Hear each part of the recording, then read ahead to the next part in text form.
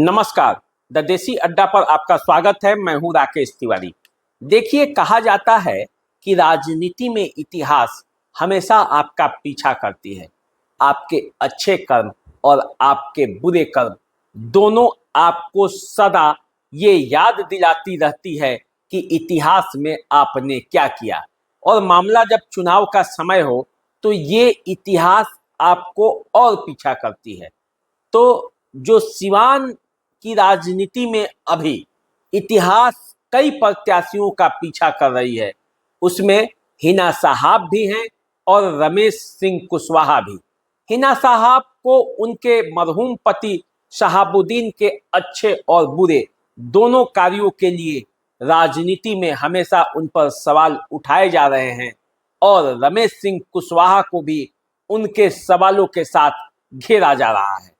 दरअसल रमेश सिंह कुशवाहा का एक पुराना पत्र वायरल हो चला है। फेसबुक पर यह पत्र घूम रहा है। दरअसल ये पत्र तब का है जब 2020 में जीरादेई विधानसभा क्षेत्र से रमेश कुशवाहा का टिकट कट गया था।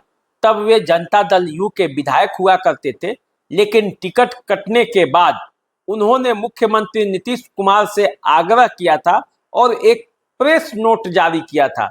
प्रेस नोट जारी करने के बाद भी जब उनका जो फिर से विधायक बनने के लिए जो प्रत्याशी के तौर पर जनता दल यू ने उन्हें नहीं टिकट दिया, क्योंकि वो सीट शेयरिंग में बीजेपी के कोटा में चला गया था, तो ऐसे में रमेश कुशवाहा ने दोबारा प्रेस कॉन्फ्रेंस कर एक पत्र निकाला और अखबारों के दफ्तर तक पहुंचाया। आज वही प्रेस विज्ञप्ति मार्केट में फेसबुक पर घूम रहा है, वायरल हो रहा है, क्योंकि इस पत्र का मजमून ही ऐसा है जो एक बार यहाँ के प्रत्याशी के बारे में विरोधी बता रहे हैं कि देखिए, क्या आप इन्हीं को वोट देंगे जो जनता दल यू के बारे में ऐसे बोले थे, जो मुख्यमंत्री नीतीश कुमार के बारे में ऐसे बोले थे, जो बीजेपी के प्रति ऐसी सोच रखते हैं, क्या उन्हीं को जदयू और भाजपा के कार्यकर्ता अपना वोट देंगे? ये तो कल जीतेंगे फिर चले जाएंगे, किसी दूसरे दल में शामिल हो जाएंगे। यही सवाल उठाया जा रहा है। तो चलिए एक बार मैं आपको वो पत्र पढ़ के बता देता हूं कि उस पत्र, वो प्रेस विज्ञप्ति जो अखबारों के दफ्तर में भेजी गई थी, वो कैसा है। वो है 17/10/2020 को ये प्रेस विज्ञप्ति भेजी गई थी।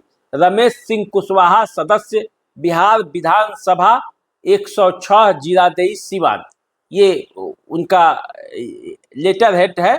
और इस पर लिखा गया था, प्रेस नोट, भाजपा जदयू गठबंधन को पूरी क्षमता से हराएंगे। नीतीश जी विनाश काले विपरीत बुद्धि के शिकार रमेश सिंह कुशवाहा। रमेश सिंह कुशवाहा ने ये कहा था, ये आरोप लगाया था और कहा था कि मैंने अपनी अंतरात्मा के आवाज के विरुद्ध पिछली प्रेस वार्ता में माननीय राष्ट्रीय अध्यक्ष एवं प्रदेश के मुख्यमंत्री नीतीश कुमार जी से अनुरोध किया था कि टिकट काटने के सवाल पर पुनर्विचार करें, लेकिन अच्छा हुआ कि इन्होंने पुनर्विचार नहीं किया। विनाश काले विपरीत बुद्धि। यह वक्तव्य जीरादेई के जदयू विधायक रमेश सिंह कुशवाहा ने आदर्श नगर महादेवा सिवान स्थित अपने आवास पर आयोजित प्रेस वार्ता में सैकड़ों कार्यकर्ताओं की उपस्थिति में दिया। जीरादेई के विधायक ने बताया कि अंतरात्मा की आवाज से मेरा मतलब यह है कि मैंने कभी भाजपा जैसी ताकत के साथ जदयू के राजनीतिक गठबंधन का समर्थन नहीं रहा हूं। अपने स्वार्थ के लिए मैं देश के विनाश एवं सांप्रदायिक एवं सामाजिक तनाव के पक्ष में कभी तैयार नहीं था, क्योंकि भाजपा के राजनीति को हम देश और समाज के हित के विरुद्ध पाते हैं। खासकर सामाजिक न्याय की ताकतों के लिए भाजपा की राजनीति पूरी तौर पर विनाशकारी है। उन्होंने आगे कहा कि हमने अपने पूरे जीवन में जनता का साथ कभी नहीं छोड़ा और जदयू में रहते हुए भी आम जन की राजनीति के साथ मेरी प्रतिबद्धता बरकरार रही है। हमने सदैव सामाजिक न्याय और विकास की राजनीति को जनता की ताकत माना और उसी को आगे बढ़ाने में लगा रहा। तो ये वक्तव्य था रमेश सिंह कुशवाहा का उस समय का, जब वो 20 में जदयू छोड़कर जा रहे थे तो उन्होंने प्रेस विज्ञप्ति जारी की थी। अब उनकी पत्नी विजय लक्ष्मी को जदयू ने सीवान से टिकट दिया है, कविता सिंह का टिकट काट कर। ऐसे में बीजेपी के कार्यकर्ता ये सवाल उठा रहे हैं कि जो रमेश सिंह कुशवाहा ऐसी बातें करते थे उनको भला हम किस मुंह से वोट करें, और यदि वोट करेंगे तो क्या कहीं ये इनकी अंतरात्मा फिर से न जाग जाए और ये जीतने के बाद फिर से पाला न बदल ले, तो ऐसी स्थिति में इन्हें कैसे वोट दिया जाए। सीवान की राजनीति में रमेश सिंह कुशवाहा के हवाले से विजय लक्ष्मी को घेरने का ये प्रयास चल रहा है। फेसबुक पर इस तरह की प्रेस विज्ञप्ति घूम रही है और धड़ल्ले से रमेश सिंह कुशवाहा के हवाले से विजय लक्ष्मी का विरोध किया जा रहा है। अब इसी तरह की बात शहाबुद्दीन की पत्नी हिना साहब को भी लेकर किया जा रहा है। शहाबुद्दीन के जो कर्म हैं, शहाबुद्दीन के जो अपराध के जो आरोप उन पर लगे थे, उसके हवाले से उनको घेरा जा रहा है और कहा जा रहा है कि क्या पुराने दिन फिर से लौटाने हैं, क्या वो पुराना दिन जो सीवान के लोग देखे हैं, क्या वही पुराना दिन चाहिए, और यदि पुराना दिन चाहिए तो हिना साहब को जिताइए। दूसरी तरफ हिना साहब के समर्थक ये भी कहते हैं कि सीवान में शहाबुद्दीन विकास पुरुष थे, उन्होंने विकास के ऐसे ऐसे कार्य किए जो उनके बाद कोई एमपी आकर नहीं कर पाया। वे गरीबों के मसीहा थे, उनके एक आवाज पर सीवान के लोग खड़े हो जाते थे। उन्हें सुरक्षा दिलाना भी शहाबुद्दीन की दायित्व था और उसी आधार पर हिना साहब को चुनावी मैदान में वे देखते हैं। तो देखिए, सीवान की जो राजनीति है आरोप और प्रत्यारोपों से गरमाई हुई है।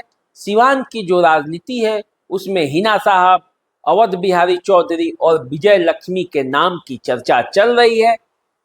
त्रिकोणीय लड़ाई वहां फंसी हुई है और इसी लड़ाई में तरह तरह के आरोप लगाए जा रहे हैं। पप्पू यादव ने जब से हिना साहब को समर्थन किया है तब से वहां की राजनीति में और भूचाल आया हुआ है। ऐसा लगता है जैसे हिना साहब और पप्पू यादव की जोड़ी काफी आगे बढ़ेगी, क्योंकि एक तो पप्पू यादव ने सपोर्ट किया है, दूसरा AIMIM ने भी हिना साहब को सपोर्ट किया है। इस तरह से देखा जाए तो हिना साहब के समर्थन में लोगों की संख्या बढ़ रही है। उसी तरह से दो तरफा नुकसान में यदि कोई है सीवान में तो वो राजद है। जदयू के पक्ष में भी भाजपा और जदयू के कार्यकर्ता गोलबंद हो रहे हैं। कविता सिंह जो कि जिनका टिकट कटा हुआ है, उनके पति और कविता सिंह खुद विजय लक्ष्मी के चुनाव अभियान का कमान संभाल लिए हैं। अब उनके तरफ से न कोई विरोध की बातें आती है, बल्कि वे आगे बढ़ के विजय लक्ष्मी को सपोर्ट कर रहे हैं और कह रहे हैं कि आगे की राजनीति को देखते हुए जो वो एनडीए की राजनीति करते हैं, अपने सिद्धांतों से कभी पीछे नहीं हटेंगे और चुनाव में विजय लक्ष्मी के साथ होंगे। दूसरी तरफ हिना साहब भी अपनी चुनाव तैयारियों में लगी हुई हैं। गांव गांव जाकर अब छोटी बड़ी सभाएं कर रही हैं, राजद के पोल को खोल रही हैं, बता रही हैं कि कैसे शहाबुद्दीन को राजद ने अंतिम समय में छोड़ दिया था, उस साहब को छोड़ दिया था उनके जिन्होंने राजद के लिए अपना खून पसीना बहाया।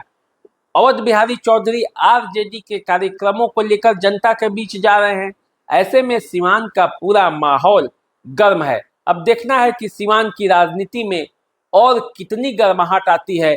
गर्मी बढ़ने के साथ साथ सीवान की राजनीति और कितना गर्म होती है।